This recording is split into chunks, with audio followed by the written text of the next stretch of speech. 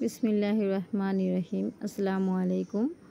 আজকে আমি যারা শুটকি পছন্দ করেন তাদের জন্য একটা রেসিপি নিয়ে আসছি। তো কাজকি শুটকি দিয়ে আমি আজকে রান্না করব দুন্দুল দিয়ে। তো প্রথমে আমি শুটকিগুলো টেলে নেব। টেলে এতে গরম পানিতে ভিজিয়ে রাখবো। তারপর আমরা কড়াইতে তেল দেব, পেঁয়াজ কাঁচামরিচ ভালো করে একটু ভেজে এতে হলুদ গুঁড়ো, মরিচ গুঁড়ো, ধনিয়ার গুঁড়ো দিয়ে পানি দিয়ে একটু কষিয়ে নেব। মশলাটা কষানো হলে ভেজানো সেই শুটকি দিয়ে দিব। শুটকিটা দিয়ে আমরা একটু ভালোভাবে কষিয়ে নেব। এই শুটকির তরকারিটা অনেক মজা হয়। তারপর আমরা এখানে যে কাটা ধুন্দুল ছিল সেটা দিয়ে দেব। ধুন্দুল আর আলু, ঠিক আছে, অনেক মজা হয়। শুটকির তরকারিগুলো আমার কাছে খুবই ভালো লাগে। আশা করি আপনাদের কাছেও ভালো লাগবে।